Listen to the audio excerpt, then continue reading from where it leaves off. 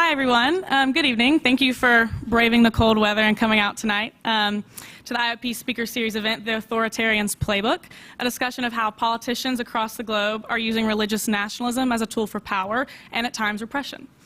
My name's Delaney Wallace. I'm a first-year graduate student at the Crown School for Social Work, and this quarter, I've gotten to serve as an IOP events ambassador, and I'm also an IOIC Bridge workshop writing tutor.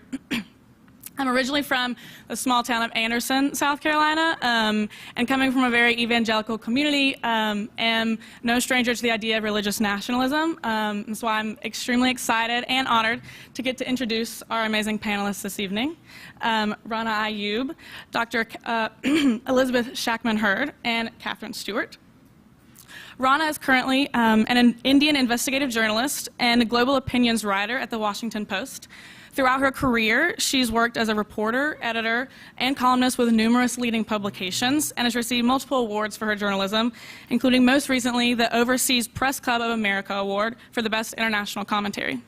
At the university, she's currently engaged as a Pritzker Fellow at the Institute of Politics and has been leading weekly seminars with students over living and reporting in the world's largest democracy. Catherine Stewart is an author and investigative reporter whose work spans a multitude of topics, including the rise of religious nationalism, authoritarianism, politics, and policy. She's written pieces for the New York Times op-ed, New Republic, and many other publications.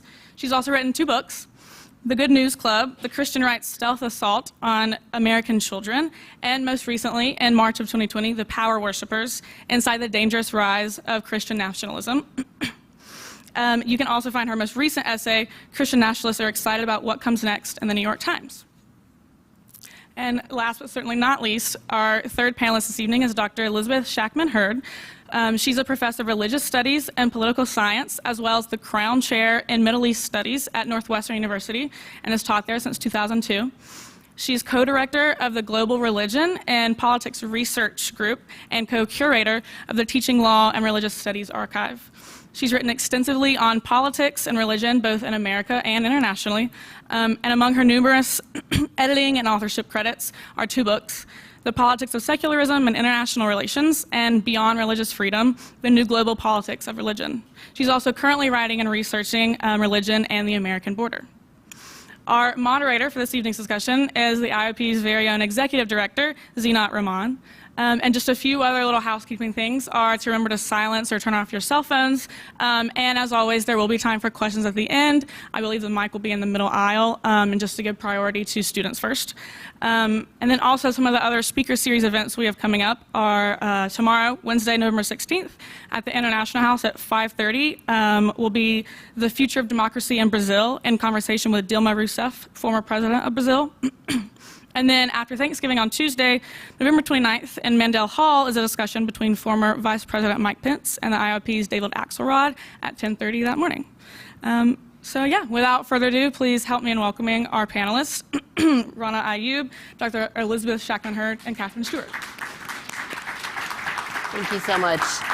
And welcome to all of you, and thank you all for being here. Thanks especially to my lovely panel today, our wall of women of Rana, Beth, and Catherine. So, according to Freedom House, the present threat to democracy is a product of 16 consecutive years of democratic decline. And in their latest report, I have a quote that I'd like to share. They say, in countries with long-established democracies, internal forces have exploited the shortcomings in their systems, distorting national politics to promote hatred, violence, and unbridled power. Those countries that have struggled in the space between democracy and authoritarianism, meanwhile, are increasingly tilting toward the latter. And we've seen that politicians across the globe are using religious nationalism as a tool for power and at times for repression. Today, we'll hear about 2 of the world's largest democracies, the United States and India, and how we've, seen governmental policies be used to discriminate against specific minority faiths, and how that is a very targeted campaign. So, but just to be clear before we get too deeply into this conversation, this isn't a conversation about promoting secularism or denigrating religion religious people or any specific religion. This is meant to focus on the very specific tactic of manipulating religion for political gain and, in fact, what we can do about it. And we want to focus this on the current day, so on the 21st century. So with that, I think it's important to start definitionally with defining the term, what is religious nationalism? And I guess when you respond to that, I'd love to also know, like, is there a difference between some just generic form of nationalism, one that is maybe quote unquote purely political, and what we're talking about today, religious nationalism? And if so, what are the differences? And how do they impact the spaces in which they play? Happy to start with Catherine, since you're right furthest with you. Thank you so much. First, I want to thank my fellow panelists, and I thank the University of Chicago for hosting us here in this beautiful space. My focus is on religious nationalism in the United States, which is Christian nationalism. So I want to talk for a minute about what it is and what it is not. Christian nationalism is not the whole of Christianity. It is not a religion. It is a political movement that exploits religion for political purposes. I think of it as embodying two different things. On the one hand, it's a set of ideas, an ideology. And on the other hand, it's an organized quest for power, a political movement. So as an ideology, Christian nationalism boils down to the idea that America was founded as a Christian nation, Christian here meaning a very sort of conservative and narrow definition, reactionary and narrow definition of the religion. Our laws should be based on the Bible, as its proponents interpret the Bible, and that our loss of national greatness derives from this idea that we've somehow fallen away from this national identity, and we need the right kind of Christians need to take it back. It's a kind of exclusionary nationalism, an idea of who gets to properly belong in the nation and who doesn't. Mm-hmm. But this ideology is really a tool, just a tool for a political machine, a leadership-driven political machine that turns this sort of deep story of Christian nationalism and this mythical history that goes along with it into political power. The movement has invested for decades in the sort of architecture and infrastructure of the leaders have invested in that movement for decades, in this sort of infrastructure of the movement. And I want to describe it very briefly. We can get into it a little more later. But it's not just leadership driven, it's also organization driven. And the organizations can be grouped into categories. So there are right-wing policy groups. There's a kind of legal sphere, legal advocacy groups and the like. There are networking organizations that get the leaders of many of the different organizations on the same page and bring them together with some of the deep-pocketed funders that can devote resources to their initiatives. There are legislative initiatives, data tools, very sophisticated data tools, a far-right messaging sphere that serves to sort of disseminate the messages that the leaders want to transmit to the rank and file. And that turns the movement, really, parts of the movement, into kind of a giant voter turnout machine that directs support for the politicians that the movement favors and that will do what they want. I think to an underappreciated degree, their movement works through religious infrastructure by creating these networks of pastors, conservative-leaning pastors, drawing them into networks and using them to turn some conservative-leaning churches into kind of partisan political cells, for lack of a better term, in election cycles, or at least trying to. So, the movement is radically anti-democratic. Its leaders reject the principles of equal rights and pluralism that represent the best of the American promise. And this is not really just a culture war. This is a political war. It's not a dispute over theology. It's a political war of the future of democracy. Lots to unpack there, including kind of the history behind it. And we'll touch on the culture war piece of it as well. But I would love you two to weigh in on this. Beth, I don't know if you have... Yeah, thank you so much, Catherine. This is a fantastic introduction. And I hear what you're describing as kind of a sociology of a political movement that's become incredibly powerful, and allowing us to see the different aspects and facets of that movement is really important.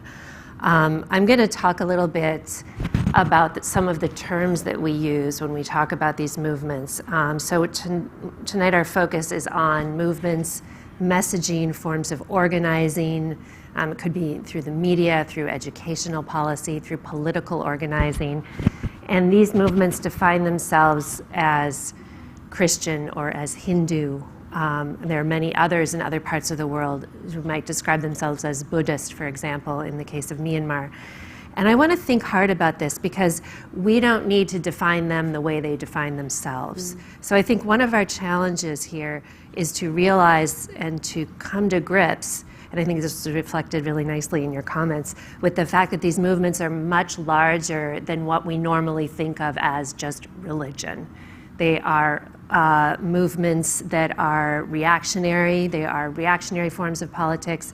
Many of them are expressing forms of white supremacy and other forms of racialized hierarchies. You mentioned in your nice introduction the question of minorities. We can also bring in the question of women and gender and the kinds of exclusionary hierarchies that are presumptively built into these movements and normalized. We can use a language of oppositional politics, even violent oppositional politics. And all of these, of course, can tap into and be expressed through religious idioms, and they can also be expressed through secular idioms and other idioms. We can talk about the rise of National Socialism and other movements like that. So the 2 points that follow from this that I would want to develop, and I hope we can develop in our conversation, is first to address the problem. I think some of us are maybe here because we feel like this is a problem. It's a threat to democracy. It's a threat to principles that we hold dear. To address these movements is going to involve more than just taming or domesticating or corralling religion, whether it's Christianity, whether it's the Hindutva movement, whether it's an Islamic movement, whether it's the Buddhist supremacist movements in Myanmar that are committing genocide against the Rohingya. We have to instead, I think, place these oppositional political movements in a broader frame, in a broader canvas that tries to understand what's driving them, what's fueling them. And here we have got to incorporate questions of inequality. We have to talk about the perception of liberal elitism, of panels like this that might be seen as condemning, from on high. We have to bring up questions of economic and climate crisis, patriarchy. I keep coming back to this question, which can be very much part and parcel of these stories, and also the politics of gender and sexuality. And all of these questions are implicated in these movements in one way or another, whether it's driving them, reinforcing them, whatever the case may be. So I feel like broadening the canvas is important here to think very clearly about what is calling people to be moved and motivated by demagogues, by people who are speaking this very powerful language of what we're calling tonight religious nationalism. Secondly, and then I'll hand the mic over, so to speak, what these leaders, what they claim is Christian about their form of Christian nationalism is but one expression of Christianity. This should go without saying, but I just want to reiterate that because I think it's so important as someone who's in religious studies to not allow one single group to lay claim to an entire tradition. And that is the case for, again, all of the major world religious traditions that we're familiar with. So as analysts, we need to keep the Christian and Christian nationalism in quotes, maybe, in little scare quotes all the time as we're talking about this. Keep it fluid. It's more of a question, not an answer. So think of it as Christian with a question mark after it, because there are many Christians who are not going to see this as an expression, as a rightful expression of their truth, of their view, of their way of life. Again, the same holds for other traditions as well.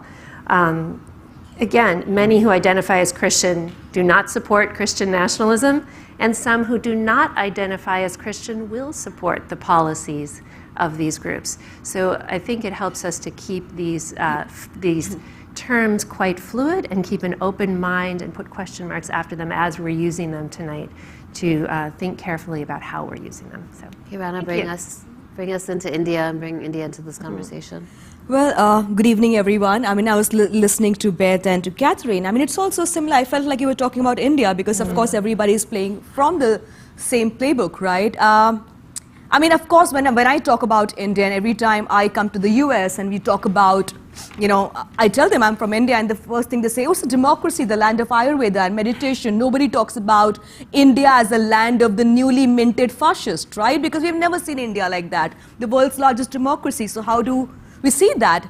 But because, we're talking about religious nationalism, I feel like as somebody who has grown up in India, raised as a Muslim in India, who was not aware of a religious identity, so to say, I have been made aware of my religious identity as a Muslim over the last 8 years with a vengeance that I never felt before.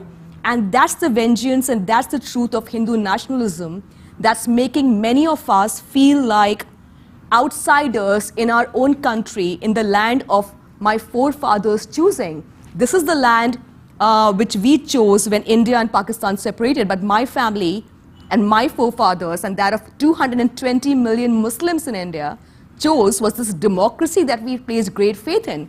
But right now, we are the outsiders. We are the people who are going to take over India from the Hindus by 2050 because we are the population. There's going to be a population explosion and Muslims are going to take over India. So there is this victimhood. What you're saying is not true, but is being perpetuated. The Indian population is 12% of, or less than, Muslim population is less than 12% of the 1.3 billion people in India. But to make a majority, which of course when I was talking to Catherine and Beth, to make a majority community feel like victims and insecure in your own country is an art only nationalist and religious nationalists have mastered over the years. In India, fundamentally so. Here is a man who, today's the G20 summit and I saw Modi with Xi and other world leaders and hobnobbing as this great messiah of secular leadership, and not a single question about a man who has literally led India at the cusp of a Muslim genocide, where Genocide Watch has said that India could be at the cusp of a genocide. And these conversations are not happening.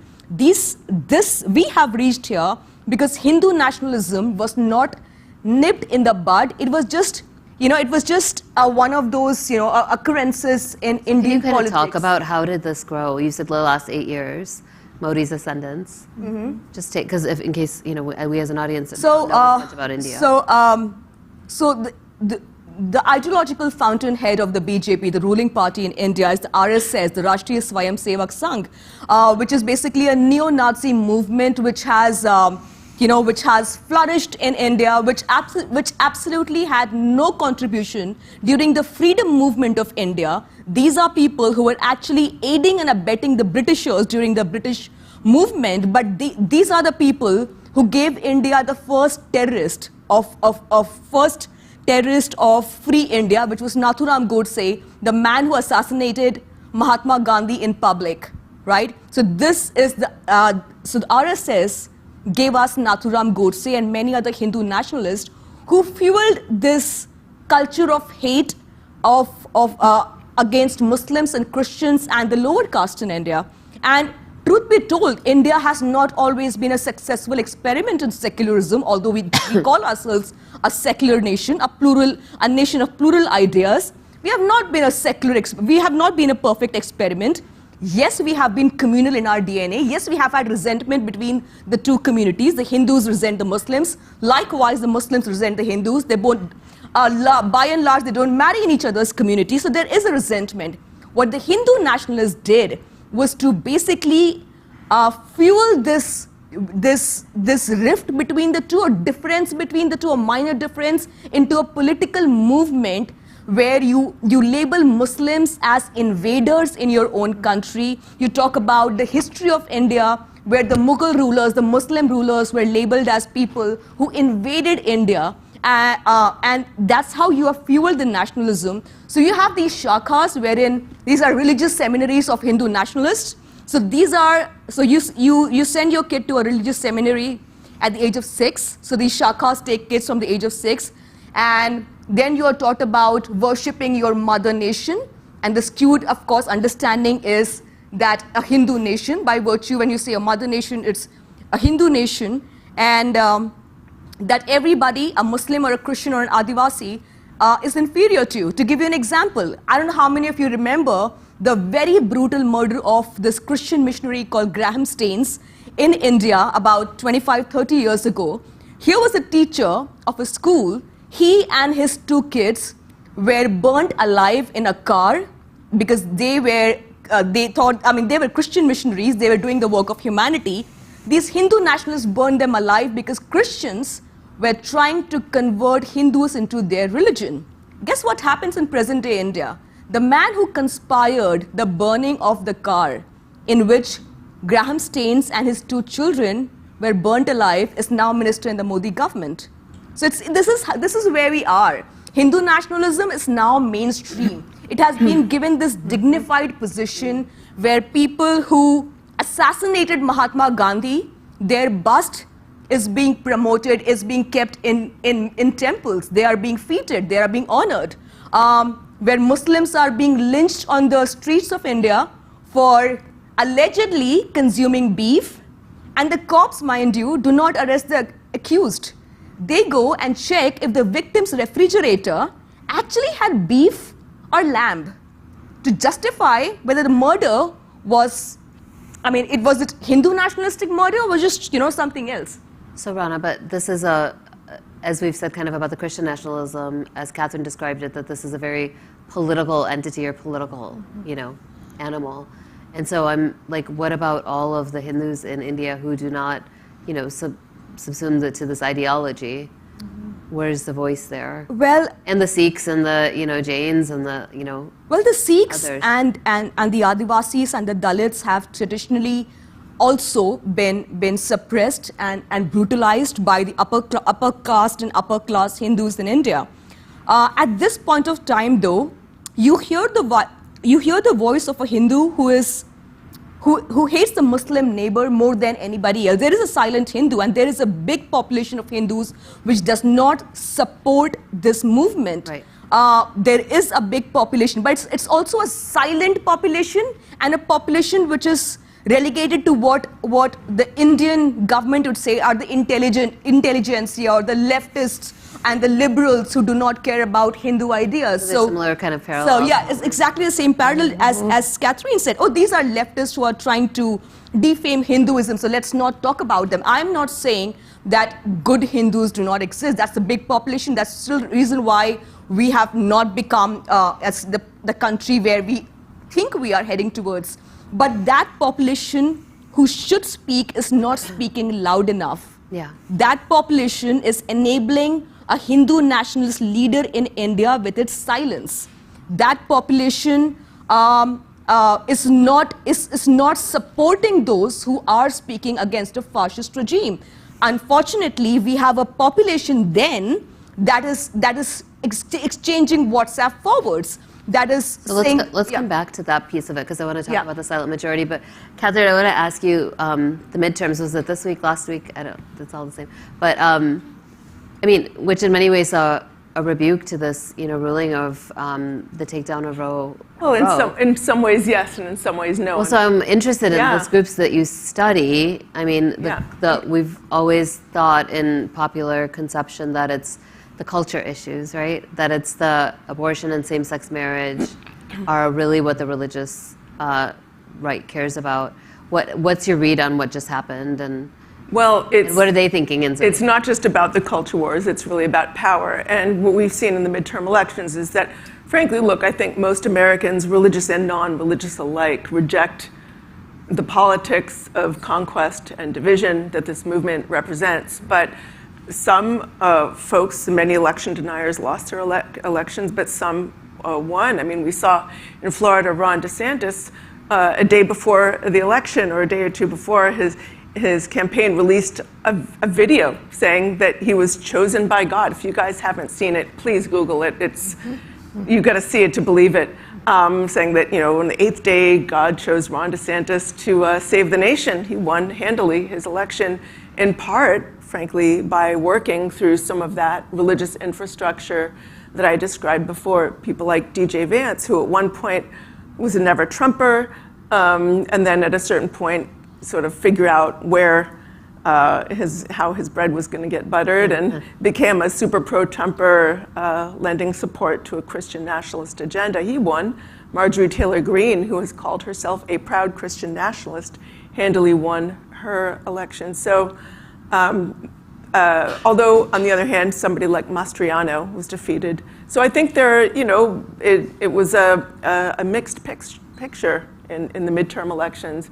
But it's so interesting, Rana, hearing you talk about India, because, just pulling back for a minute, I think that there are nuances specific to different countries, but would-be authoritarians use this tool of religious nationalism to consolidate their power.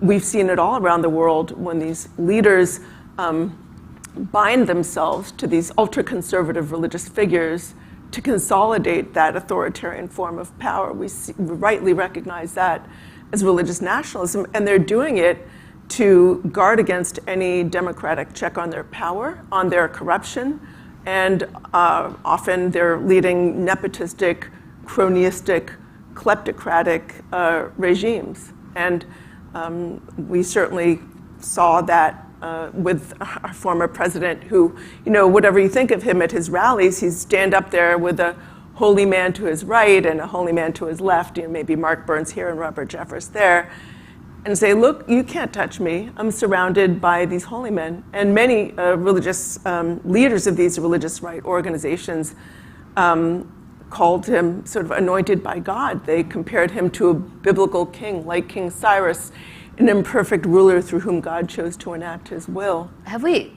answered, and I think you did a little in your first response, about just the networks and the infrastructure that churches have, but why religion specifically and not just nationalism? What makes religion uniquely, I guess, attractive or compelling as a tactic? Well, religion can be used and has been used over time to exploit it in this particular way, because it's so much about people's identity. Yeah. I think religion is so critical to people's sense of themselves and their lives, and also because most people enter a religious space in a state of trust. They trust their religious leaders and their pastors and their.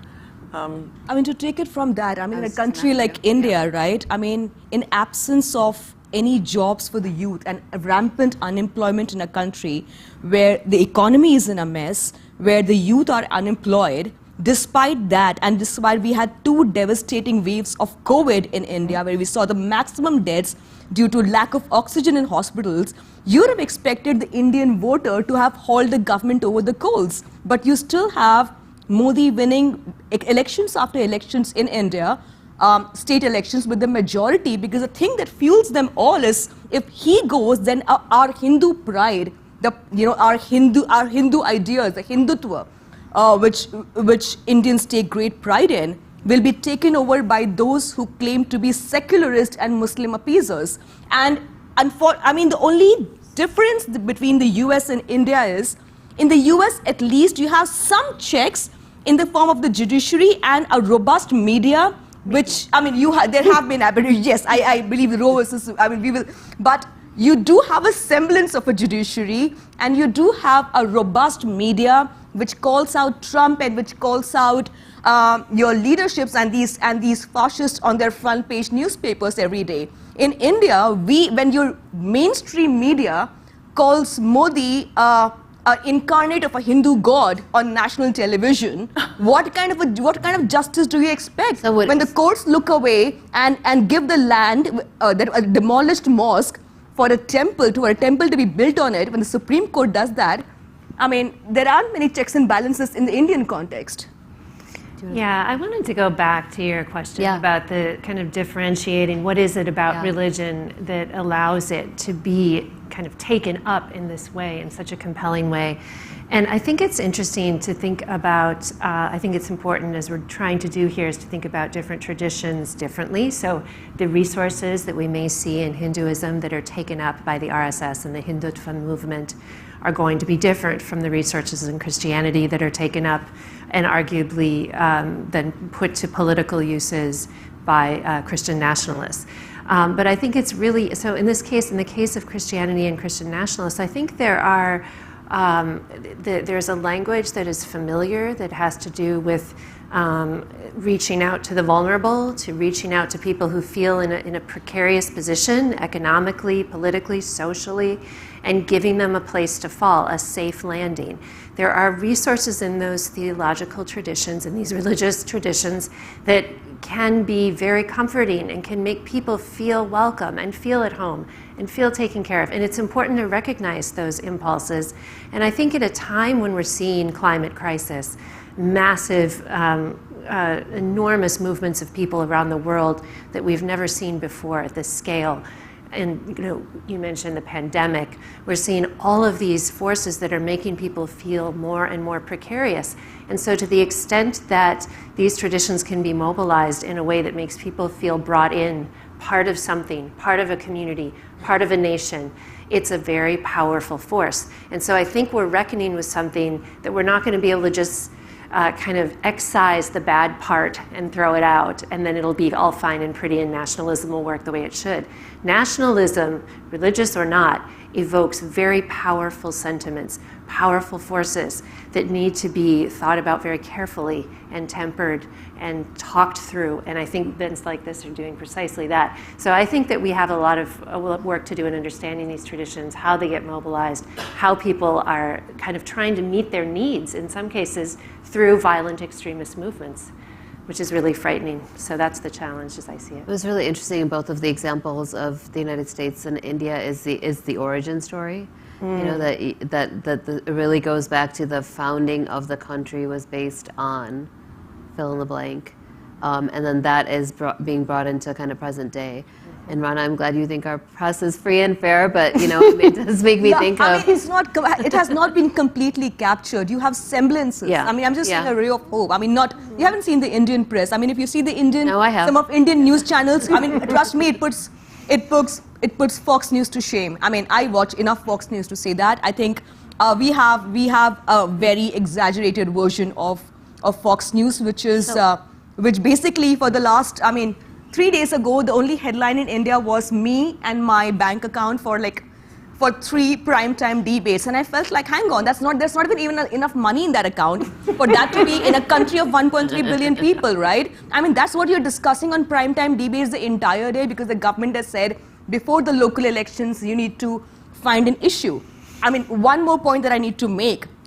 When the world talks about Narendra Modi, it forgets that here is a leader who was stopped from coming to America for the longest time. He was not given a visa for his role in the Gujarat genocide of 1,000 Muslims. So Modi was elected to power in 2014, not despite his role in the genocide, but because of his role in the genocide, because he was the one who could show Muslims their place. So of all the secular traditions in India, Indians finally found a leader who they could say, oh, here is a man who really means business for Hindus. Here is a man who will, in the middle of the pandemic, lay the foundation stone of a temple with cameras, who will go to temples, who will do temple hopping. I mean, it's great that we have a religious Hindu man. I don't have a problem with a Hindu prime minister. My problem is making India a Hindu state. Yeah. I wanted to go back to just around, press, but really around information and disinformation and how it gets distributed across kind of the millions of people in a place like India or in the United States. But Rana, I think of Twitter, and you have 1-point-something million followers, right? So it's been a powerful platform for you to have voice directly, but it's also been a great tool, I think, for the BJP and the Modi party to gain kind of power and control. So I am interested in how the tactic of information and spreading information and social media has been used in each of these cases. Catherine, maybe we start with you. How have they thought about, the use of social media? Movement leaders have figured out if you can separate people from the facts, make them immune to certain kinds of information, and prone to believe disinformation, it makes them much easier to control. Of course. So a lot of that media sphere that they have is focused often. Look, faith leaders and religious press are some of the most trusted sources of information. And in many instances, movement leaders have tried to sort of convey the message that outside sources of information are not to be trusted. And that's why you hear all the stuff about the fake media and the lying news and stuff like that. And what we've seen the consequences, some 60% of Republican voters believe in the lie of the stolen election. This is something Trump began to promote, if any of you remember, actually before the election, during a debate with Joe Biden. And what people are not as aware of is that many movement leaders began to promote the lie of a stolen election even after the election was decided. There's a group, the Council for National Policy has an affiliated organization called the Conservative Action Project. And before the January 6th insurrection, they called on their allies to contest the electoral votes from the states that were the focus of Republicans' alleged losses. So, and here's another. I'm going to just give an example. So, over the past 15 years of researching this movement, I spent a lot of time at strategy gatherings, and I go to conferences, and I go to pastoral gatherings of pastoral networks. I'll just give you an example of one of them. I went to earlier this year an event at a church in Virginia with dozens of pastors. It was put on by a group called Faith Wins. They've done hundreds of events for thousands of pastors across America, and they're there to sort of get these pastors on their side and to turn out their congregations to vote their supposedly biblical values. So the presenters included David Barton. I don't know if any of you are familiar with him. He's one of the movement's most sort of, I would say, influential myth makers. And he was there to sort of spread the deep story of Christian America's supposedly conservative Christian founding. And along with him was Chad Connolly, who has a leadership position within that Council for National Policy, which is a sort of connective tissue of much of the movement. And he was there telling these pastors it's your biblical duty to get your congregations to vote their biblical values, which inevitably boil down to abortion, same-sex marriage, some of the usual culture war stuff. But along with them was a guy named Hogan Gidley, who was a former member of the Trump administration, and who was billed as an elections integrity expert. And he was there to spread disinformation about the election. He spread all these wild claims about how they had dead people voting, and they were all. This is the thing that really got to me. He said, "You all saw what happened in Arizona. It was just terrible," intimating that there was a lot of election fraud in Arizona. Now, this was several weeks after a Republican-led investigation of allegations of voter fraud in Arizona found absolutely nothing. I don't know if you guys remember the cyber ninjas. Well, they did this deep investigation, and they're like, we didn't find anything. I think there were maybe a couple extra votes for Joe Biden. And this is widely reported in the media, the kind of media that is subject to fact-checking. But the myth is too valuable to abandon just because it's not true, because it is really great at sort of invoking the sense of grievance among the base. And there was another pastor at this event who said, the church is not a cruise ship, the church is a battleship.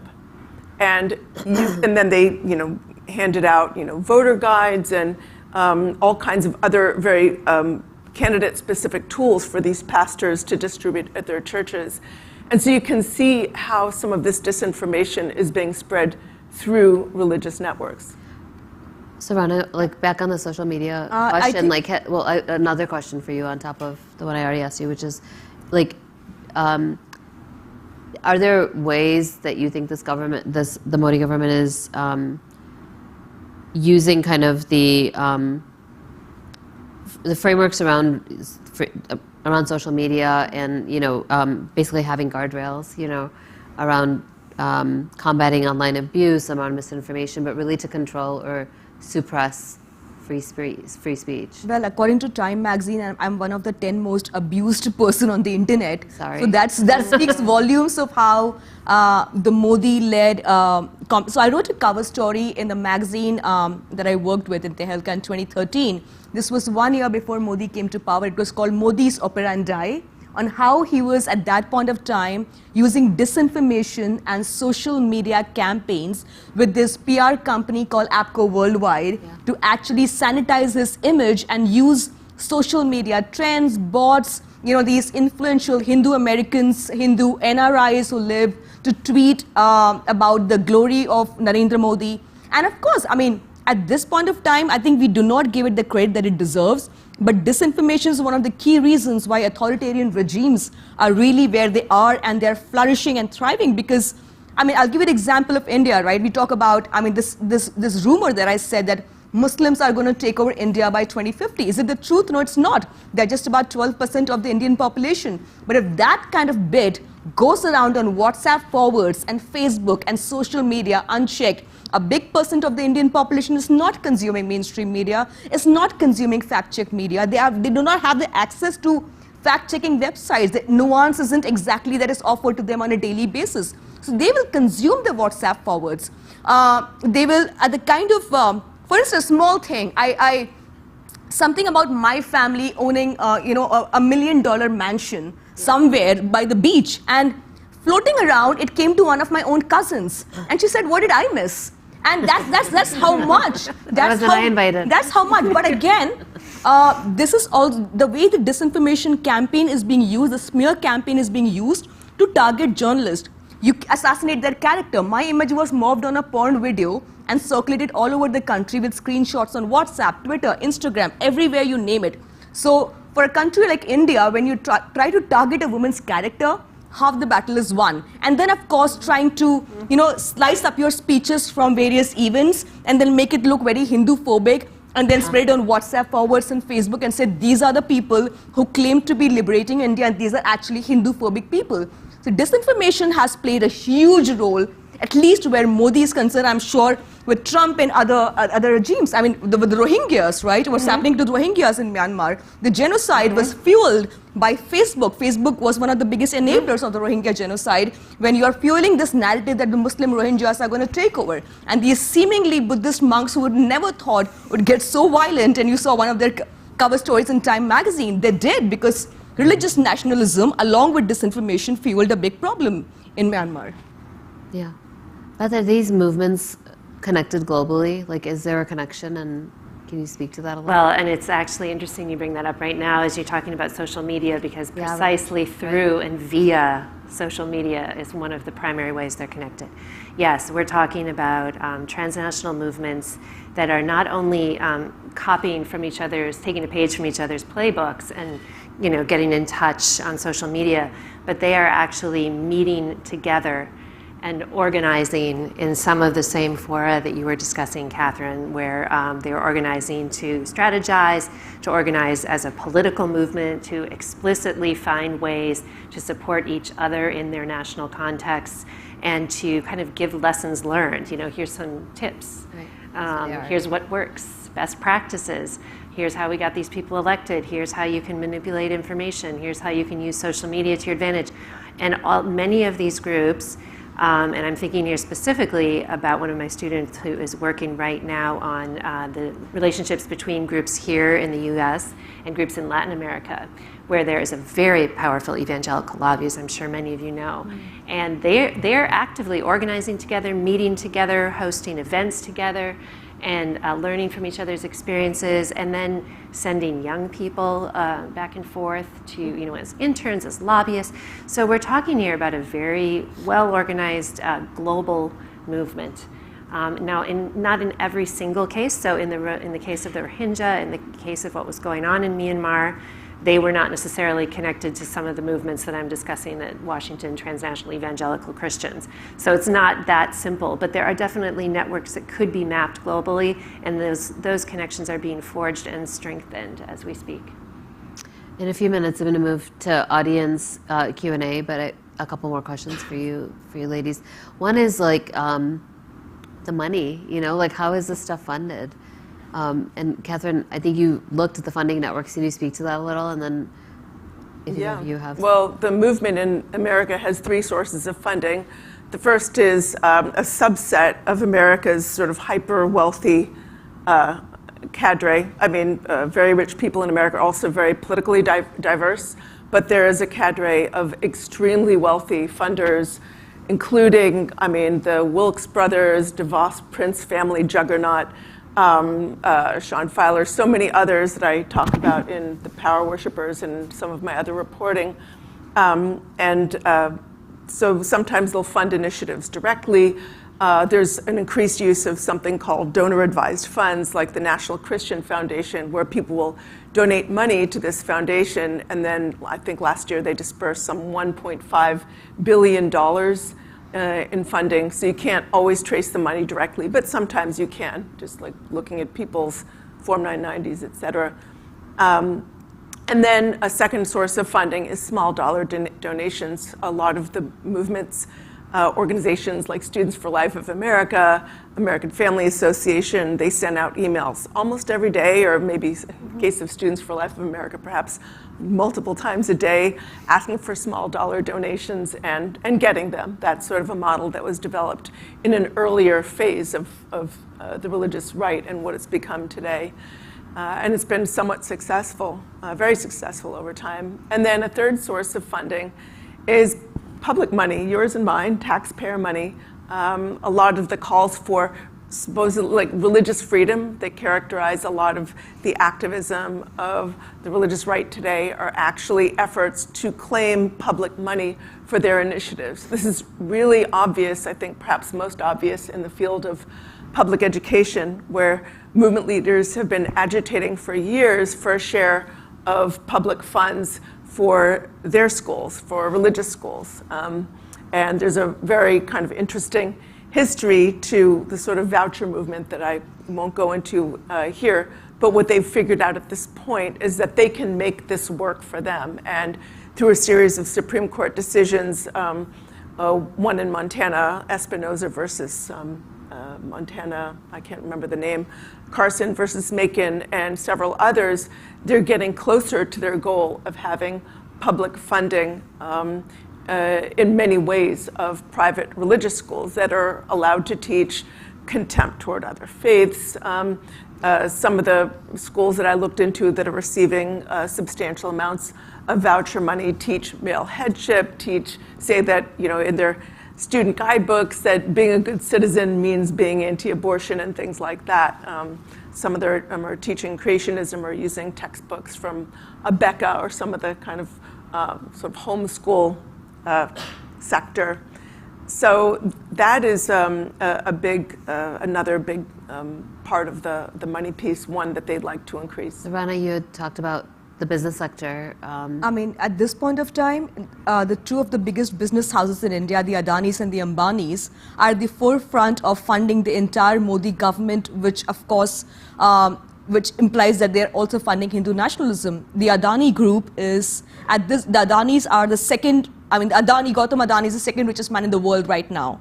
So in a country like India, where we have the most unemployed and people who do not have food to eat, you have a man whose journey as an industrialist is parallel to Modi's journey as the Prime Minister of India. And, you know, so these are the people who have literally, these business houses have been funding not just the BJP, but Hindu right-wing politics. You see the biggest propaganda publications in India that are meant for the Hindu cause, and you see that most of these propaganda websites are funded by these big tech houses, including by the father-in-law of the new British Prime Minister, Rishi Sunak. So his family back in India is a Wipro family, and the Wipro family, amongst other institutes that it funds, also funds these publications which are very Hindu right-wing. Why? Well, because they see, I think they see, one, of course, industrialists are by and large spineless. They see power, right? So in Modi, they see power and investment, that this is where we need to stay. And historically, even when the Ayodhya, when one of the biggest mosques in India was demolished, the money was being fueled in India by Indian Americans and Indians in UK who believe that finally it is their moment to fund this religious revolution in India. So I think a lot of That this was always like there. I think it's after always been the partition, case. a little, like is I think not after partition, but probably more in the last 2 decades has there been a very tacit funding by big business houses to right-wing think tanks, centrist think tanks, which are actually not centrist but quite right-wing, and to Hindu nationalist movements. Yeah. And you see the Congress party, which is basically the only opposition party, which is deprived of any fund, which has no money. So we had demonetization that happened in India, right? What did demonetization do? It basically made sure that no political party except the BJP had any electoral fund for either the cadres or the election process. So at this point of time, big business is with Modi and, I mean, of course, with Hindu nationalists in India. I just want to point out that in America, a lot of the big ticket funders are, I would say, as committed, if not more committed, to far-right economic positions and policies as they are to the so-called culture wars. So, you know, listen, when their leaders are talking to the rank and file, it's all about abortion and same-sex marriage and some of the other culture wars that they're pushing now, having to do with, you know, this fake CRT panic in public schools. But when they're talking in the forums that they share, and when they're talking with one another, and especially when they're talking to funders, it's all about low taxes or no taxes for the rich, minimal regulation of business, minimal regulation or no environmental regulations, and minimal rights for the workforce. And look, we're living in an era of intense economic inequality. This is not an opinion. This is something that economists have documented very carefully. And they're supporting, you know, I think a lot of them are frankly in it because they're supporting policies that will frankly intensify that kind of economic inequality. The movement even receives support from some people who, like Peter Thiel, for instance, who doesn't seem particularly religious, even though now he says he is, but really seems much more motivated by the sort of far-right economic policies.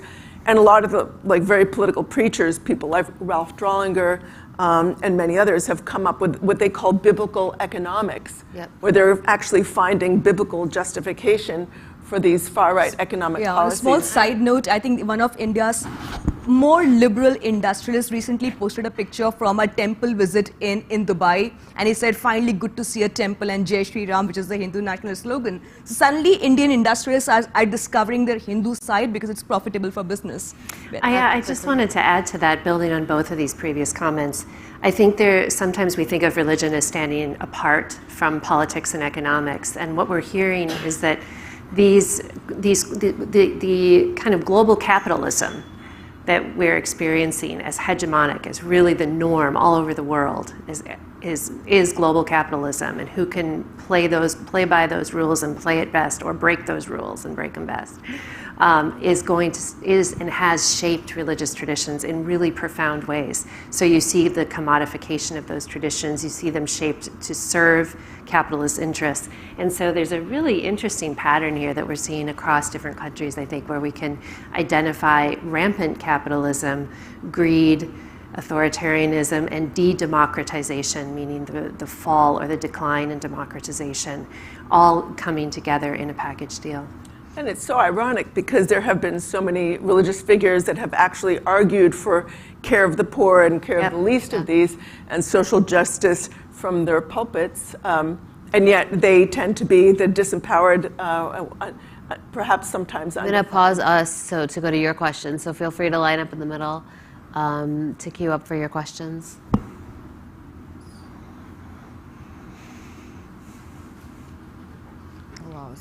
Graham, go ahead.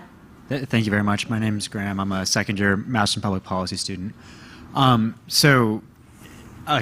mentioned it earlier, but it feels like with every rise in nationalism, authoritarianism, there's also a rise in particularly martial language, and along with that martial language is masculine language. Could you talk about really how you view the rise in this almost purely male figures in these movements, and both in India, and if you see any sort of change in that coming forward? And if you guys could please keep your answers abbreviated so we can get to all those questions. Do you want to talk about India or? I think Yeah, it's best. go ahead. So the question is I'm sorry, I didn't entirely hear that. I'm so sorry. The rise of kind of male authority figures Oh, in yeah. these movements I mean, and why for they instance, seem Modi, so dominated. the way by Modi has built himself, right, as this man with a 56-inch chest, right? He's a man who's like that's his campaign thing. I am Modi. I mean, he talks about himself as in the first person, saying Modi has a 56-inch chest. He's taking on Pakistan. So this muscular nationalism is something that Putin also. I mean, we are all familiar with what Putin does, and there is an image of Putin and Modi walking hand in hand on the beach. Honestly, it's the most obnoxious picture of muscular nationalism. But that's how they kind of portray themselves, this macho, muscular men who are not scared to take on their enemy country. So there is a familiarity in that. I'm seeing the same thing in America. Kind of look, I think gender anxieties, sexual anxieties, like the rocket fuel of this movement, and there's a kind of fusion of masculinity, militarism. I'm actually seeing in many of the spaces, people saying things like Jesus was a he-man. He was not soft and feminine. He's this kind of, and I'm also seeing, ride to the sound of the guns, like that kind of language heard in some of these. The organizing spaces is very, boots on, strap on your boots and put on your shield and, and go out there and fight. Hearing the word fight a lot at like Road to Majority conferences and some of the other conferences I attend. Thank you. Please. Hi, my name is Yasmin. I'm a first year in the college. So when we're thinking about, I guess, tearing the pages out of the playbook, so to speak, where do you see the best approach in that going, taking down the leaders themselves and the religious nationalists from the top down, from the big leaders, or to the point made earlier of thinking about how to provide the needs of the people who seek them in the religious nationalist movement?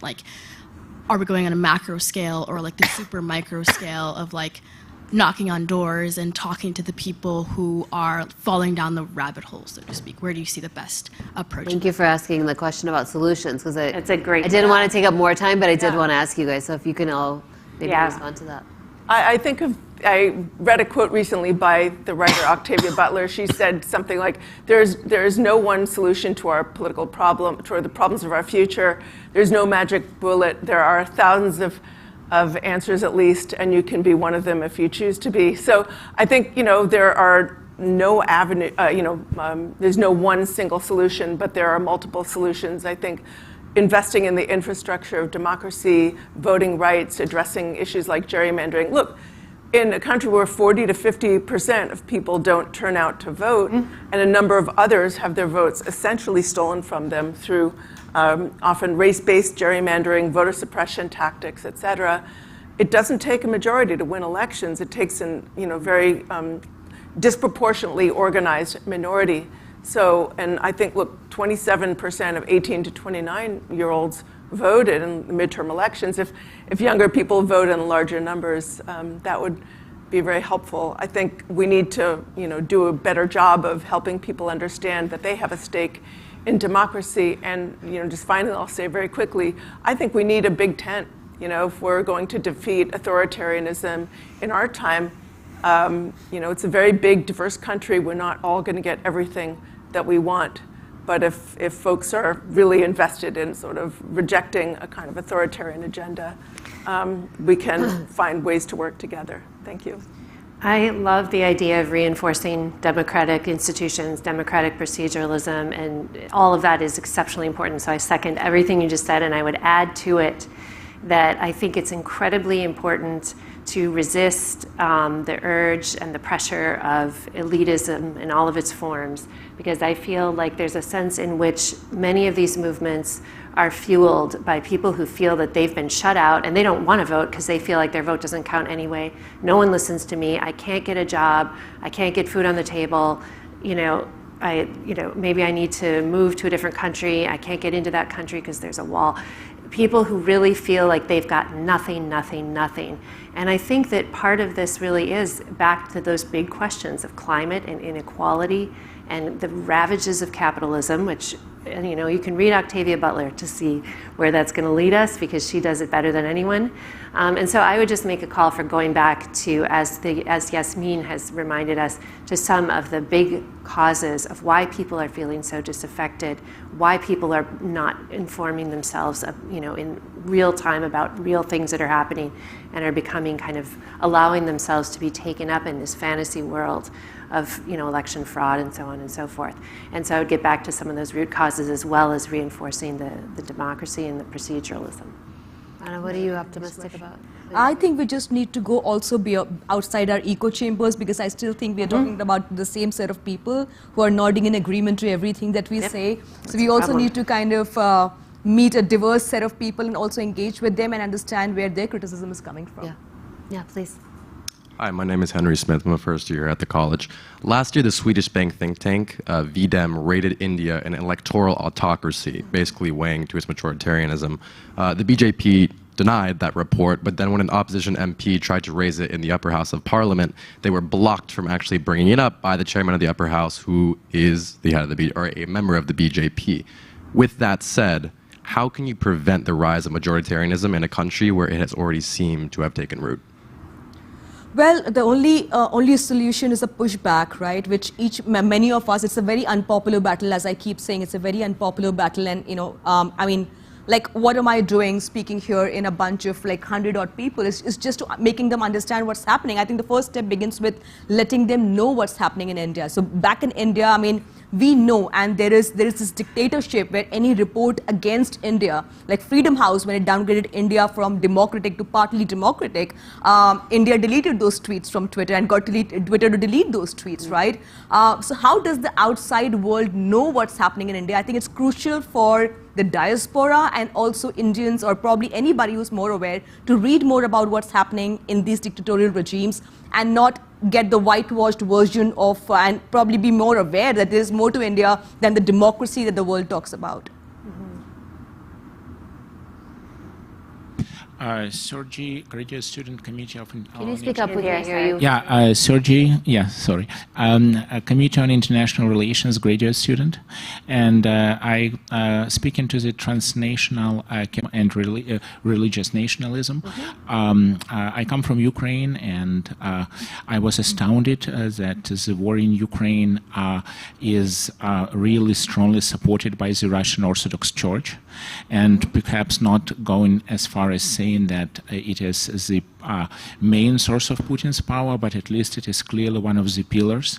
So apparently there is a very strongly much more to the transnational character of this spread. And my question to you would be this. What do you consider to be a fault within contemporary liberalism itself, except for perhaps not speaking against, as we are doing strongly enough, but a fault within the liberalism that might that perhaps is giving rise to this what we are discussing today? Thank you. Great question, Beth. I would. Forests, you have an answer. Forests to that, have been felled, my friends, trying to figure out all of the faults of liberalism as itself a form of empire, as imbricated with global capitalism, as part and parcel of a kind of rampant individualism that doesn't allow us to come together as a community. And so you have these kind of empty spaces. Absolutely, there's so much to say here. But what I'm thinking of in the case that you brought up, which I'm really interested in myself, is the dissenting church in Ukraine, the Ukrainian church that has broken away from Moscow and affiliated itself with Constantinople. And so there is an enormous number of fissures and fractures going on inside the Russian Orthodox churches. Russian Orthodoxy is multifarious, it's always moving and shifting. And we're seeing a lot of opposition to Putin's war on Ukraine coming up in other spaces of Orthodoxy. And I think it's those spaces that we need to listen to, affirm, spread the word. They exist, so it doesn't become just one church versus the people of Ukraine, because I think it's actually much more complex, as I'm sure you know. Great question. Yeah, great question. Hi, my name is Minna Fahim, and my question is specifically for Rana. First of all, it's really good to see you here in the U.S. I've been following you for a few years now. I'm an Indian Muslim American myself. My question is considering Bollywood and what a huge industry it is in India, and how big of a fan following they have and such a large audience they have. And I wanted to ask, why do you think they are not speaking against the fascist regime in India? Do you think they are afraid of being canceled or being banned, such as the case that happened recently with the movie Lal Singh Chaddha? Right, thanks. What's your name? I missed your name. Minna. Minna, thank you so much. I'm glad that question was asked because we haven't discussed popular culture and the role of popular culture in fueling majoritarian hate, hatred for minorities and religious nationalism. So Bollywood is what Indian film industry is called. It's one of the most popular and most one of the strongest forces to reinforce the point, and that's what it has been doing for the last 6 years. The kind of films that Bollywood has been producing is so anti-Muslim that I find it nauseating now to walk into a theater. A recent film poster says "Hum Do Hamare Bara," which is we are 2 and we have 12. It's a film on population explosion, which has a Muslim man in a skull cap with a woman in a hijab and 12 children, and that's how brazen it is. And the kind of dog whistle that used to go on against Muslims as invaders invading India, and the way the audience cheers and throws money on the screens is beyond me. The second part, why isn't Bollywood standing up? Well, Bollywood by and large has been a spineless entity, over the decades, but some of them did try to speak up. But you see, all of you know about Shah Rukh Khan. I mean, he's literally like an ambassador of India to the world. Because he spoke up on one occasion, he spoke about rising intolerance in India, religious intolerance. One provincial state governor, who might be the next Prime Minister of India, said he compared Shah Rukh Khan to Hafiz Saeed, a Muslim terrorist. They asked him to leave India and go to Pakistan because that's the slur that all Indian Muslims have to face. And his son was arrested for about 20 days for alleged consumption of marijuana, just to show him his place. And he has been stopped at airports multiple times for tax evasion. We have Shah Rukh Khan has. Shah Rukh Khan, right? And then we have Priyanka Chopra, who talks about Iran, who will talk about Afghanistan, but will never talk about the atrocities on Muslim women and women who are gang raped in India in the name of religion. So we have a spineless Bollywood, but we also have some sections which have been silent. There are silent minority within Bollywood that really wants to speak up, that is angry, but is being shown their place with multiple cases against them. Thank you. I'm Parveen. I'm a physician. I'm Parveen. I'm a physician. I think you talk about the silent the majoritarians in India who are silent against the fascist regime. I think in the Bollywood and also among the industrialists and among the general population, a lot of them are very fluid, where they are left-wingers in one moment, and then you find them being totally anti-Muslim and totally right-wingers the next day. I mean, we have so many people like that. And that is the state of India. I mean, state of Indians in India. And it is very, very... What's your question? So, and then the other thing is, like, the industrialists, why there is about the taxes. They evade taxes and they mushroom their industries all around India with with no government checks.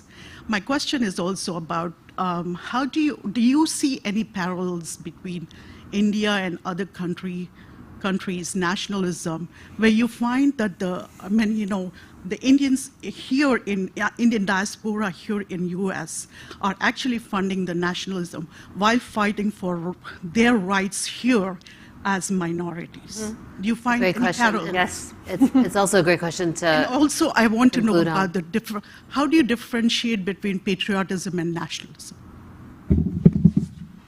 Is that for? Yeah, whoever. This will be the last question. What is the end part of the question? What's the relationship between patriotism or the distinction between patriotism? I don't know. It's basically about, everybody has their own version of patriotism and nationalism. Some who assert it basically to further their own opportunistic agendas. I mean, that depends on person to person.